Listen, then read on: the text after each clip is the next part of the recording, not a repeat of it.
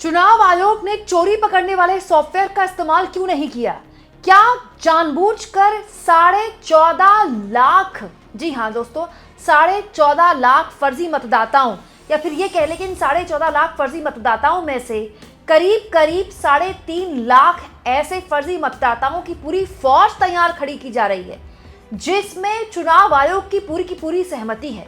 दोस्तों, क्या बिहार में वोटिंग से पहले ही एक ऐसा बड़ा खेल हो गया है जिसका पर्दाफाश होते ही ज्ञानेश कुमार, उनका पूरा का पूरा सिस्टम एक्सपोज हो गया है। दोस्तों, मुख्य चुनाव आयुक्त ज्ञानेश कुमार ने जब लंबी चौड़ी प्रेस कॉन्फ्रेंस की थी बिहार की तारीखों का ऐलान करते वक्त, उस वक्त वो अपनी पीठ थपथपा रहे थे, अपनी टीम की पीठ थपथपा रहे थे कि एसआईआर को लेकर क्या शानदार काम उनकी टीम ने किया है। साथ में उन्होंने ये भी बताया था कि तकनीक का कितना जबरदस्त इस्तेमाल इस वक्त चुनाव आयोग बिहार में कर रहा है। दोस्तों, मुख्य चुनाव आयुक्त भले ही बड़ी बड़ी बातें बोले, लेकिन उनकी कथनी और करनी में इतना बड़ा फर्क है जो रिपोर्टर्स कलेक्टिव के इस आर्टिकल में देखने को मिला है। दोस्तों, बधाई के पात्र हैं रिपोर्टर्स कलेक्टिव के इस आर्टिकल में पत्रकार आयुषी कर और विष्णु नारायण, जिन्होंने बहुत ही शानदार आर्टिकल छापा है। बल्कि दोस्तों, रिपोर्टर्स कलेक्टिव ने अपने इस आर्टिकल के जरिए पूरे के पूरे चुनाव आयोग के सिस्टम को एक्सपोज करते हुए बता दिया है कि दरअसल वो चुनाव आयोग जो ये दावा कर रहा था कि उसने तकनीक का शानदार इस्तेमाल किया है, तकनीक ही मिसिंग है इस बार चुनाव में। क्यों? क्योंकि चुनाव आयोग ने खुद वो सॉफ्टवेयर इस्तेमाल ही नहीं किया जिसके जरिए बड़े स्तर पर वो उन वोटर्स को पकड़ सकता था जो एक तरह से आप फर्जी मतदाता कह लीजिए, या फिर डुप्लीकेशन जहां पर हो रहा था। तो रिपोर्टर्स कलेक्टिव का आर्टिकल बताता है कि एक सॉफ्टवेयर है जो चुनाव आयोग ने 2024 के लोकसभा चुनाव में इस्तेमाल किया था। वो चुनाव आयोग का सॉफ्टवेयर है और बहुत ही अच्छा सॉफ्टवेयर है। इसके जरिए वो वोटर्स जो डुप्लीकेट पाए गए, जिनके होता ना एक फोटो के कई और वोटर्स या एक एड्रेस में कई और वोटर्स मिले, वो डुप्लीकेशन पकड़ लेता है वो सॉफ्टवेयर। देखिए, सॉफ्टवेयर का काम जो होता है, इंसान उसको कभी बीट नहीं कर सकता, क्योंकि इंसान मैन्युअली काम करता है, उसमें वक्त लगता है, उसमें बहुत प्रेशर होता है। सॉफ्टवेयर ऐसे कर देता है सेकंडों में। जो काम इंसान मतलब कई दिन में करेगा, सॉफ्टवेयर सेकंडों में कर देगा, और उसमें एरर की जो गुंजाइश होती है बहुत कम होती है, क्योंकि मशीन काम कर रही है ना। लेकिन दोस्तों, चुनाव आयोग के पास ऐसा सॉफ्टवेयर था जो वो पूर्व में इस्तेमाल कर चुका था, लेकिन जानबूझकर चुनाव आयोग ने 2025 के बिहार के विधानसभा चुनाव में उस सॉफ्टवेयर का इस्तेमाल नहीं किया। दोस्तों, रिपोर्टर्स कलेक्टिव का यह आर्टिकल बताता है कि इससे यह हुआ कि रिपोर्टर्स कलेक्टिव ने ही पूर्व में एक आर्टिकल लिखा था जिसमें बताया गया था कि 14,35,000 ऐसे डुप्लीकेट एंट्रीज उसको मिली हैं बिहार में। एसआईआर का जो फाइनल ड्राफ्ट आया है उसके बाद, इसमें से करीब 3,40,000 के आसपास ऐसी एंट्रीज हैं जिनका नाम, रिलेटिव का नाम या उम्र लगभग मतलब मैच करती है। तो बड़ा सवाल यह है दोस्तों कि जो 14.5 लाख के आसपास से ज़्यादा, इनफैक्ट रिपोर्टर्स कलेक्टिव का आंकड़ा है जिसमें वो कहते हैं कि 3,40,000 के आसपास साफ तौर पर ऐसी एंट्रीज रिपोर्टर्स कलेक्टिव को मिली हैं जो डुप्लीकेशन है, जो फर्जी है। ये पकड़ी जा सकती थी अगर चुनाव आयोग अपने इस सॉफ्टवेयर का इस्तेमाल करता, लेकिन चुनाव आयोग ने सॉफ्टवेयर का इस्तेमाल ही नहीं किया। दोस्तों, ये जो सॉफ्टवेयर है इसका नाम होता है एरोनॉट। एरोनॉट ये सॉफ्टवेयर है जो बहुत ही सफल सॉफ्टवेयर है, जिसका इससे पूर्व में इस्तेमाल किया गया, लेकिन इस बार बिहार में चुनाव के लिए कोई सॉफ्टवेयर इस्तेमाल नहीं किया गया। देखिए, रिपोर्टर्स कलेक्टिव की आर्टिकल में साफ लिखा है, no software for Bihar. Bihar के लिए कोई सॉफ्टवेयर नहीं है। और इसको लेकर जब बात की गई चुनाव आयोग के अधिकारियों से, तो उन्होंने साफ इनकार कर दिया औपचारिक तौर पर बात करने के लिए। लेकिन दोस्तों, अनौपचारिक तौर पर जब रिपोर्टर्स कलेक्टिव्स के संवाददाताओं ने चुनाव आयोग से बात करनी चाहिए, उनसे खबर निकालनी चाहिए, तो अपना नाम छुपाकर चुनाव आयोग के अधिकारियों ने जो बोला है, जरा आप सुनिए।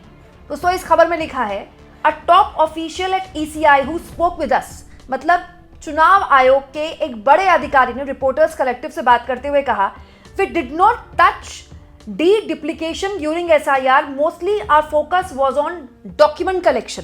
हमने एसआईआर के टाइम पर जो डुप्लीकेशन था, जो बार बार डुप्लीकेट नाम से बार बार गलत तरीके से अपने नाम रजिस्टर करवा रहे थे, उनको हमने टच ही नहीं किया, उनको हमने छुआ ही नहीं, क्योंकि हमारी प्राथमिकता डॉक्यूमेंट कलेक्शन की थी, कैसे भी करके डॉक्यूमेंट कलेक्ट करना। मत भूलिए दोस्तों, जिस तरह से एसआईआर बिहार में थोपा गया, सारे के सारे जो बीएलओस थे उनको काम पर लगा दिया गया। बेचारे घंटों घंटों काम करते थे, उनकी क्या गलती है? उनको ऊपर से फोन आता था, आपका टारगेट अचीव हुआ कि नहीं हुआ, टारगेट अचीव हुआ कि नहीं हुआ। तो यहाँ देखिए इस आर्टिकल में भी यही ईसीआई के अधिकारी बता रहे हैं कि हमारा ये टारगेट था ही नहीं कि हमको डुप्लीकेशन पकड़ना है नहीं पकड़ना है, हमारा तो बस ये टारगेट था कि डॉक्यूमेंट कलेक्ट हो जाए। क्यों? क्योंकि चुनाव आयोग को हर दिन अपना आंकड़ा दिखाना था, देखिए इतने लाख और कर दिए, इतने लाख और कर दिए, इतने करोड़ कर दिए, आज इतने करोड़ कर दिए। अपने उस वाहवाही के लिए, अपनी उस जगहसाई छुपाने के लिए चुनाव आयोग ने एसआईआर की पूरी प्रक्रिया में डी डुप्लीकेशन होने दिया। इसका मतलब दोस्तों इसी खबर में देखिए वही चुनाव आयोग के अधिकारी रिपोर्टर्स कलेक्टिव को बताते हैं, our booth level officers made manual checks for 1000 और so voters in their booth. बेचारे आप सोचिए बूथ लेवल ऑफिसर कितने हजार मतदाताओं को मैनुअली चेक कर रहे थे। Once they identified duplicates, those cases would be formally weighted from Form 7 are filled on the deletion of confirmed cases। एक बार आइडेंटिफाई होने के बाद भी उनका डिलीशन होता था। लेकिन कैसे पॉसिबल है दोस्तों? एक आदमी प्रैक्टिकली कितने चेक कर सकता है? जब मैन्युअली चेक होगा तो कितने चेक हो जाएंगे, कितनी गलतियां निकल जाएंगी उसमें? तो बड़ा सवाल ये है दोस्तों कि ये सब कुछ ऐसा तो हो नहीं सकता कि ज्ञानेश कुमार को पता ना हो या चुनाव आयोग को पता ना हो। तो फिर ये किस तरह का खेल चल रहा है दोस्तों? वोटिंग अभी शुरू नहीं हुई, टिकट बंटवारा अभी हुआ नहीं, ये तो खुलेआम मतलब एसआईआर के नाम पर चुनाव आयोग ने डुप्लीकेशन ऑफ वोट्स होने दिया। और जो एक सॉफ्टवेयर इस डुप्लीकेशन ऑफ वोट्स को मतलब रोकता, उसका इस्तेमाल नहीं किया। चलिए आपने एसआईआर जबरदस्ती थोपी, बिहार पर थोपी दोस्तों, आपने जबरन लोगों को मजबूर किया कि वो लाइनों में लगें, ठीक है, बीएलएस को ढूंढें, बीएलओस को ढूंढें। लेकिन सबसे बड़ा सवाल, जो सॉफ्टवेयर एक सफल सॉफ्टवेयर है जिसको पूर्व में आप इस्तेमाल कर चुके हैं और उसके अच्छे परिणाम मिले हैं, तो आपने इस चुनाव में उसका इस्तेमाल क्यों नहीं किया? दोस्तों जानबूझकर उस सॉफ्टवेयर को इस्तेमाल ना करके इतने बड़े लेवल पर आपने वोट डुप्लीकेशन ऑफ वोट्स कैसे होने दिया? दोस्तों महाराष्ट्र में कुछ ऐसा ही हुआ था, याद कीजिए, हरियाणा में भी ऐसी शिकायतें आई थी। लेकिन हुआ क्या, उस वक्त जो भी पता चला विपक्ष के नेताओं को चुनाव के बहुत बाद में पता चला।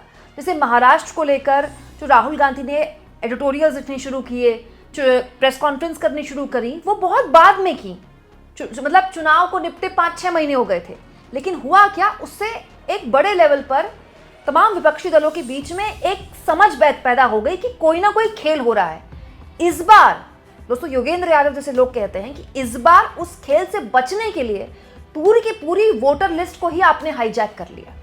योगेंद्र यादव के शब्दों में अगर मैं कहूं तो चुनाव आयोग ने गुप्त गठबंधन नहीं किया है या ओपन गठबंधन नहीं किया बीजेपी के साथ। चुनाव आयोग बीजेपी को बाहर से सपोर्ट कर रही है। वो तमाम चीजें जो चुनाव आयोग कर सकती थी वो चुनाव आयोग ने बिल्कुल नहीं किया। पहली बात, चुनाव से ठीक पहले आप एसआईआर क्यों कर रहे हैं? दूसरी बात, अगर आप एसआईआर कर रहे हैं तो आपने क्या इससे पहले पॉलिटिकल पार्टी से बात की? एक दिन पहले आपने प्रेस नोट रिलीज किया, अगले दिन आपने एसआईआर शुरू कर दी। तीसरी बात, जो डॉक्यूमेंट्स की लिस्ट 11 डॉक्यूमेंट्स की लिस्ट आपने दी, उनमें से कितना मुश्किल है एक आम आदमी के लिए उन डॉक्यूमेंट्स को हासिल करना। आपने लोगों को परेशान किया। जब मामला सुप्रीम कोर्ट में गया तब जाकर आपने आधार कार्ड को एक्सेप्ट किया और पूरा एक महीना पूरा का पूरा बिहार परेशान रह गया। और एंड ऑफ द डे सबसे इंपॉर्टेंट बात दोस्तों कि बड़े लेवल पर वो सॉफ्टवेयर जो डुप्लीकेशन पकड़ सकता था, उस सॉफ्टवेयर को इस्तेमाल क्यों नहीं किया? सोचिए दोस्तों, ये उस माहौल में हुआ है जिस माहौल में विपक्षी नेताओं के बीच में एक वोट चोरी को लेकर एक आम सहमति बन गई है। मतलब ऐसा नहीं है कि केवल राहुल गांधी बोल रहे हैं, तमाम जितने भी विपक्षी दल हैं उनके अलग अलग मतभेद हो सकते हैं किसी मसले को लेकर, इस मामले में सब एक है। उसके बावजूद भी चुनाव आयोग ने ऐसा करने की हिम्मत कर ली, सोचिए। लेकिन ये भी बात गौर करने वाली बात है दोस्तों कि ये सब कुछ होने के बावजूद भी चुनाव आयोग के अंदर कुछ अधिकारी बैठे हैं जो सारी खबरें बाहर बता रहे हैं, रिपोर्टर्स कलेक्टिव जैसे लोगों को बता रहे हैं। याद रखिए, राहुल गांधी ने अपनी दूसरी प्रेस कॉन्फ्रेंस में कहा था कि अब चुनाव आयोग के अंदर कुछ लोग हैं जो उनके पास डेटाज भिजवा रहे हैं। दोस्तों आप इस मुद्दे पर क्या सोचते हैं? कमेंट बॉक्स में जरूर लिखें और जितना हो सके चैनल को शेयर भी करें, सब्सक्राइब भी करें और थैंक्स और ज्वाइन की ऑप्शन से अगर आप चाहें तो कुछ आर्थिक मदद भी चैनल की जरूर करें।